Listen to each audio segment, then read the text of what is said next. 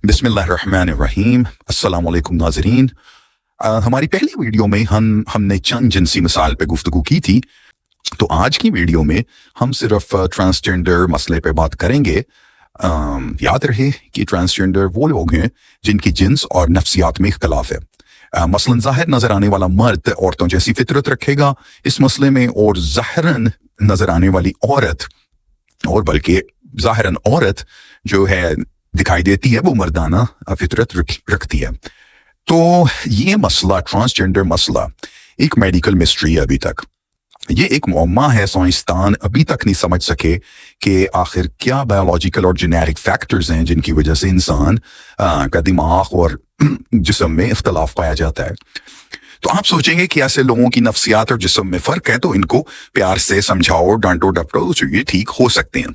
तो जनाब ऐसा नहीं है। पिछले 100 साल की रिसर्च है कि माहिरीन ने, साइंसदानों ने ऐसे लोगों को अजियत दी, टॉर्चर दिया, मारा पीटा, कैद किया, हत्ता कि इलेक्ट्रिक शॉक्स भी दिए, दुआएं दी कि ये अपनी फितरत बदल लें, लेकिन किसी ने अपनी फितरत नहीं बदली। अलबत्ता साइंसदान और माहिरीन तकरीबन मुत्तफिक हैं कि ट्रांसजेंडर का इलाज जिन्स की तब्दीली की सर्जरी है, यानी सेक्स चेंज सर्जरी है, और तमाम दुनिया में ये सर्जरी आम है और हजारों लाखों अफराद अभी तक अपनी सेक्स चेंज करवा चुके हैं।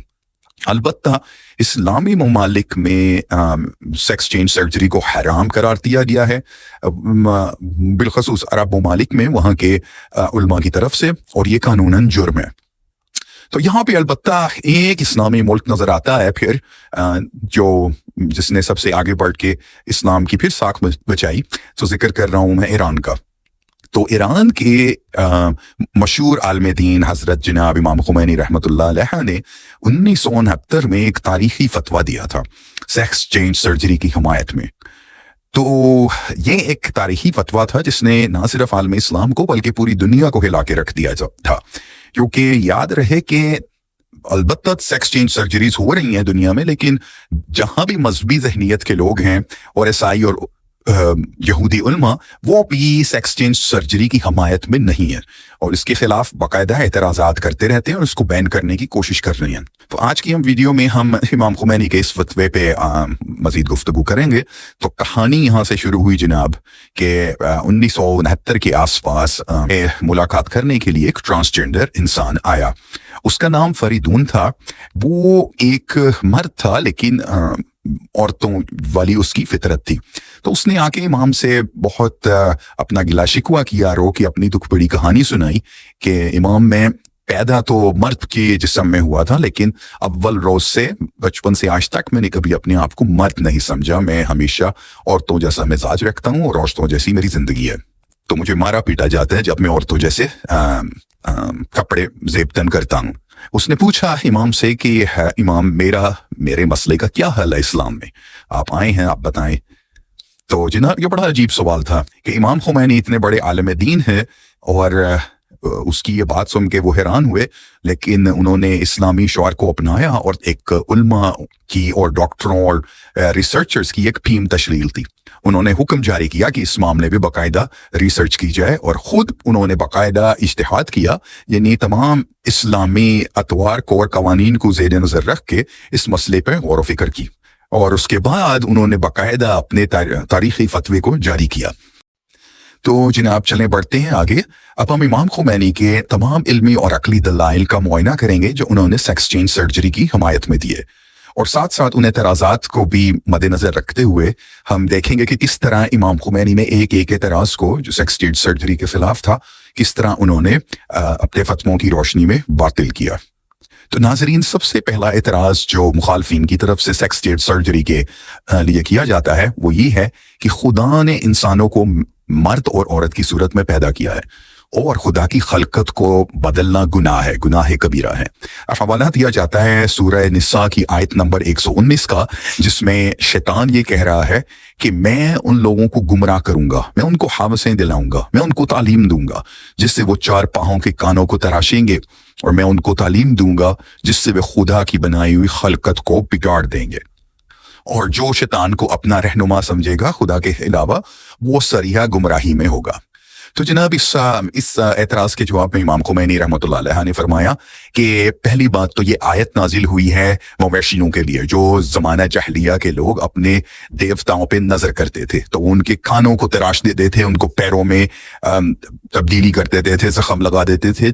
تو یہ آیت ٹرانسجنڈر سرجری کے حوالے سے اس کا کوئی تعلق نہیں بنتا. دوسرے انہوں نے کہا کہ انسان اللہ کی مخلوق کو اذیت سے نجات دینا اس کی خلقت کو بدلنا نہیں ہے، بلکہ ان اللہ کا شفا کا وعدہ پورا کرنا ہے. مزید برآں انہوں نے ارشاد فرمایا کہ ہم جس طرح درخت کو کاٹ کے کرسی بناتے ہیں، میز بناتے ہیں، تو کیا ہم خدا کی خلقت کو بدل رہے ہیں؟ ایسا تصور غلط ہے. ہم انسانیت کی فلاح و بہبود کے لیے یہ کام خدا کے حکم سے انجام دے رہے ہیں. اسی طرح ٹرانسجنڈر کے علاج کروانا خدا کی خلقت کو بدلنا نہیں ہے. اچھا جی، اب دوسرا بڑا اعتراض یہ کیا جاتا ہے کہ اللہ تعالیٰ کے نزدیک صرف انہی سرجریز کی اجازت ہے جو کہ جان بچانے کے لیے کی جائیں. تو امام خمینی نے اس کا جواب یہ فرمایا کہ ہر بیماری کی شفا ہے. خدا نے بیماری اتاری ہے تو شفا بھی اتاری ہے، اور ماہرین اس بات پہ متفق ہیں کہ ٹرانسجنڈر لوگوں کو جو اذیت میں مبتلا ہیں، اپنی نفسیات اور جنس کے درمیان پریشان ہیں، ان کا علاج سیکس چینج سرجری ہے. اس لیے یہ سرجری منع نہیں ہو سکتی. یہ سرجری انسانوں کو نئی زندگی دینے والی ہے. پھر اس کے بعد تیسرا اعتراض یہ تھا ٹرانسجنڈر سرجری پہ کہ خدا گناہ سمجھتا ہے ٹرانسجنڈر بیہیویئر کو. خدا ناپسند کرتا ہے ایسے لوگوں کو جو اپنے جنس کے مخالف عمل کرے. تو اس کا جواب امام خمینی نے یہ دیا کہ جب خدا کسی چیز کو کی مذمت کرتا ہے یا اس کو ناپسند فرماتا ہے تو قرآن پاک میں اس کو باقاعدہ واضح طور پہ ارشاد فرما دیتا ہے. مثال کے طور پہ جھوٹ بولنا، چوری کرنا، شراب نوشی، جوا بازی کرنا، یہ سب ایک حرام فعل ہے، اور قرآن پاک نے ان کو واضح طور پہ بیان کر دیا ہے. لیکن کسی بھی جگہ قرآن پاک میں ٹرانسجنڈر بیہیویئر کی مذمت نہیں کی ہے. یہ بات قابل غور ہے اور قابل دلچسپی ہے کہ اللہ تعالیٰ نے ذکر ضرور کیا ہے قرآن پاک میں ٹرانسجنڈر لوگوں کا. سورہ نساء کی ایک آیت نمبر 31 ہے جس میں اللہ تعالیٰ خواتین کو حجاب کا حکم فرما رہے ہیں. وہاں پہ آپ نے ذکر کیا ہے ان مردوں کا جو عورتوں میں کوئی خواہش نہیں رکھتے. تو تمام عالم اسلام کے علماء متفق ہیں کہ اس سے مراد وہ لوگ ہیں جن کے جنس آف نفسیات میں فرق ہے، یعنی ٹرانسجنڈر لوگ. تو اس قرآن کی اس آیت میں اللہ تعالیٰ نے تذکرہ ضرور کیا ہے لیکن مذمت کے بغیر. بلکہ سورہ حجرات میں اللہ تعالیٰ ارشاد فرماتے ہیں کہ تم میں سب سے زیادہ قابل احترام میرے نزدیک وہ ہے جو متقی ہے. نہ تو متقیوں میں یہاں اللہ تعالیٰ نے عورتوں سے مراد بھی ہے یا مردوں سے. یہ ایک کامن مینشن تھا جس میں کوئی بھی انسان آ سکتا ہے. اور ناظرین، چوتھا اعتراض یہ ہے جنس کی تبدیلی کی سرجری میں کہ رسول اللہ صلی اللہ علیہ وسلم نے ارشاد فرمایا ہے کہ اللہ لعنت کرتا ہے ان مردوں کو جو عورتوں کی جیسا لباس زیبتن کرتے ہیں، اور اللہ تعالیٰ لعنت کرتا ہے ان عورتوں پر جو مردانہ طور پہ نظر آتی ہیں. یہ ایک حدیث کوٹ کی جاتی ہے اس سرجری کے اعتراض میں، لیکن امام خمینی نے باقاعدہ تحقیق کی اور اس حدیث کا سیاق و سباق معلوم کرنے کے بعد ارشاد فرمایا کہ رسول اللہ نے اس حدیث میں اس فریب کار انسان کو کی مذمت کی تھی جو عورتوں کا لباس پہن کے اپنے آپ کو ٹرانسجنڈر مرد بنا کے عورتوں کے حرم میں داخل ہو گیا تھا. تو اس کو رسول کریم صلی اللہ علیہ وسلم نے شدید مذمت فرمائی تھی کہ ایسا کرنا گناہ ہے. بلکہ آپ نے اس شخص کو مدینہ سے بدر بھی کر دیا تھا، لیکن یہاں پہ انسان ٹرانسجنڈر نہیں تھا. اچھا، پانچواں اعتراض یہ کیا جاتا ہے کہ ٹرانسجنڈر سرجری کے بعد کروموسوم تو تبدیل نہیں کیے جا سکتے. تو انسان کی ظاہری طور پہ حیت بدلی جا سکتی ہے لیکن اس کی فطرت، اس کے ڈی این اے کروموسوم نہیں بدل سکتے. تو یہ مکمل سرجری نہ ہوئی، اس لیے یہ حرام ہے. یعنی مرد کے ایکس وائی اور عورت کے ایکس ایس کروموسوم نہیں بدلے جا سکتے. تو اس کا عقلی جواب یہ دیا جاتا ہے کہ صرف کروموسوم انسان کی شناخت نہیں ہے. اللہ تعالیٰ نے بہت سی مخلوق ایسی پیدا کی ہے جو گونگے ہیں، بہرے ہیں، اور ان کو مختلف بیماریاں ہیں، پیدائشی بیماریاں ہیں، لیکن ان کے کروموسوم نارمل ہوتے ہیں. تو پھر ان کے جسم میں یہ بیماری کیسے نظر آتی ہے؟ اسی طرح بہت سے انٹرسیکس لوگ ہیں، ہیجڑے لوگ ہیں جن کی کروموسوم نارمل ہیں لیکن ان کے جنسی اعضاء متشابہ ہیں. تو اس کا مطلب ہے کہ کروموسوم انسان کی آئیڈینٹی نہیں ہے. انسانوں کو کوئی اور مارکر بھی، کوئی اور آئیڈینٹیکل فیکٹر بھی تلاش کرنا چاہیے جس سے صحیح انسان کی شناخت کی جا سکے کہ وہ مرد ہے یا عورت. اور بہرحال ذہن کو فوقیت ہے باقی جسم پہ، تو ہم نفسیات کی طرف زیادہ رجوع کریں گے اور جسم کی طرف کم اگر دونوں میں تضاد ہو تو۔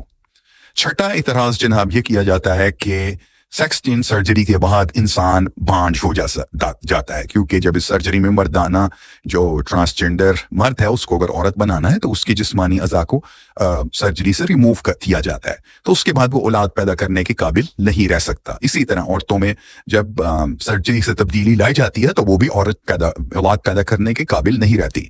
تو اس کا جواب یہ دیا امام خمینی نے کہ دنیا میں بہت سے لوگ بانجھ ہیں اور وہ ٹرانسجنڈر نہیں ہے۔ اللہ تعالیٰ نے سورہ شورا میں فرمایا ہے کہ اللہ چاہتا ہے جس کو چاہتا ہے عطا بناتا ہے، جس کو چاہتا ہے بیٹیاں دیتا ہے، جس کو چاہتا ہے بیٹے دیتا ہے، اور جس کو چاہتا ہے وہ دونوں دیتا ہے، اور کسی کو بانجھ بھی رکھتا ہے۔ تو یہ اعتراض سیکس چینج سرجری کے خلاف بالکل باطل ہے۔ اچھا، سب سے اب یہ ساتواں اعتراض بہت سنجیدہ اعتراض ہے۔ کہا جاتا ہے کہ ٹرانسجنڈر لوگ ہومو سیکشول ہیں، جس کی خدا نے قرآن میں واضح طور پر مذمت فرمائی ہے، اور یہ فعل حرام ہے، اس لیے ٹرانسجنڈر سرجری نہیں کرنی چاہیے، یہ لوگ فعل حرام کے مرتکب ہیں، یہ گناہ گار ہیں۔ تو یہاں پہ اس میں مزید تحقیق کی ضرورت ہے۔ ہم سب کو ٹرانسجنڈر لوگ دراصل ہومو سیکشول نہیں ہیں، ہم جنس پرست نہیں ہیں۔ ٹرانسجنڈر کو اپنی جنس اور نفسیات میں تضاد ہے، جبکہ ہومو سیکشول لوگ اپنے جسم کو بالکل نارمل سمجھتے ہیں، وہ صرف جسمانی کشش رکھتے ہیں اپنے جیسے انسان کے ساتھ۔ تو امام خمینی نے اس کی وضاحت فرمائی کہ اگر ہم ٹرانسجنڈر لوگوں کے جسم کو نہیں بدلیں گے تب وہ ہومو سیکشول بن سکتے ہیں، کیونکہ اگر ایک آدمی اپنے آپ کو عورت سمجھتا ہے، عورت کی طرح اس کا بیہیویئر ہے، تو وہ لازماً ایک مرد کی طرف رجوع کرے گا شادی وغیرہ کے لیے۔ تو اگر ہم نے اس کو عورت نہ بنایا تو پھر یہ فعل حرام ہو سکتا ہے، اس لیے سیکس چینج سرجری ضروری ہے۔ تو ناظرین، یہ تھے اہم نکات امام خمینی رحمۃ اللہ علیہ کے فتوے سے، لیکن یہ بات واضح کرنے کی ضرورت ہے کہ یہ فتویٰ، ان کا فتویٰ صرف ٹرانسجنڈر کی سیکس چینج سرجری کی اجازت ہے، اس میں عام لوگوں کو، مرد و عورت کو اپنی جنس کو تبدیل کرنے کی بالکل اجازت نہیں ہے۔ مثال کے طور پہ اگر کوئی انسان، کوئی عورت یا مرد دنیا کے مسائل سے تنگ آ کے سوچے کہ میں اپنی جنس تبدیل کروا لوں تو یہ گناہ کبیرہ ہے۔ اسی طرح اگر کوئی انسان سمجھے میری 4-5 بیٹیاں ہیں، ایک بیٹی کو میں مرد بنا دوں تو یہ بھی گناہ ہے، اس بات کی مذمت ہے، اور امام خمینی نے اس کی اجازت بالکل نہیں دی۔ اچھا، آپ اپنے اس فتوے کے بعد امام خمینی نے ایک باقاعدہ ایک بڑی وسیع کتاب بھی لکھی ہے ٹرانسجنڈر لوگوں کے حقوق کے بارے میں، یعنی سرجری سے پہلے، یعنی جنس کی تبدیلی سے پہلے، اور بعد کے اسلامی حقوق، یعنی جائیداد، وراثت، نکاح اور طلاق وغیرہ کے احکامات پہ۔ یہ کتاب فارسی میں موجود ہے۔ اچھا، کچھ لوگ اعتراض کرتے ہیں کہ جی چونکہ امام خمینی شیعہ عالم تھے تو ان کا یہ فتویٰ ان کے عقائد پہ مبنی ہے، تو ایسا نہیں ہے۔ شروع میں اس فتوے کی تمام عرب علماء نے مذمت کی، لیکن 2007 میں مصر کی سنی عالم، جامعہ الازہر کے عالم شیخ اظہر اور شیخ طنطاوی نے باقاعدہ اپنے طور پہ فتوے کی تحقیق کی اور باقاعدہ اس کی تائید کا اعلان کیا۔ تو آج مصر میں بھی جنس کی تبدیلی ٹرانسجنڈر کے لیے لیگل ہے، کوئی پابندی نہیں ہے، لیکن وہاں پہ کافی زیادہ قانونی کارروائی کی جاتی ہے۔